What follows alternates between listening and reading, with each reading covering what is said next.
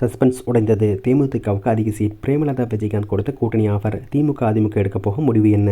தமிழக அரசியல் களம் சட்டமன்ற தேர்தலை நோக்கி விறுவிறுப்படைந்து வரும் நிலையில் தேமுதிக பொதுச் செயலாளர் பிரேமலதா விஜயகாந்த் தனது கட்சியின் கூட்டணி நிலைப்பாடு குறித்த முக்கிய அறிவிப்பு வெளியிட்டுள்ளார்.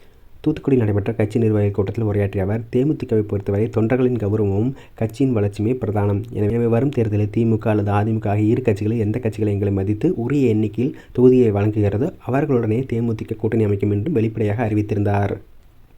இதன் மூலம் பிரதான திராவிட கட்சிகளுடன் தேமுதிக திரைமறைவில் பேச்சுவார்த்தை நடத்தி வருவது தற்போது உறுதியாகியுள்ளது.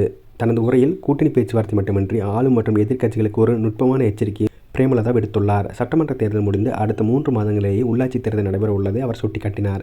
சட்டமன்ற தேர்தலில் தேமுதிகவுக்கு உரிய அங்கீகாரம் வழங்காத பட்சத்தில் அதன் தாக்கம் அடுத்து வரும் உள்ளாட்சி தேர்தலில் நிச்சயம் எதிரொலிக்கும் என்பதை அவர் மறைமுகமாக உணர்த்தியுள்ளார். கட்சியின் வாக்கு வங்கியை நிரூபிக்கும் அடிமட்ட தொண்டர்களை உற்சாகப்படுத்தவும் இந்த தேர்தல் ஒரு முக்கியமான வாய்ப்பாக அமையும் என்றும் அவர் குறிப்பிட்டார்.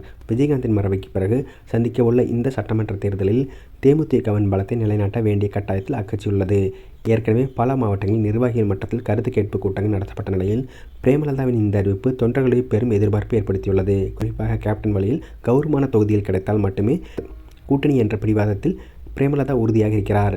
இதனால் வரும் நாட்களில் திமுக மற்றும் அதிமுக தரப்பில் தேமுதிகவுக்கான தொகுதி பங்கீடு பேச்சுவார்த்தைகள் மேலும் சூடுபிடிக்கும் என்றும் எதிர்பார்க்கப்படுகிறது.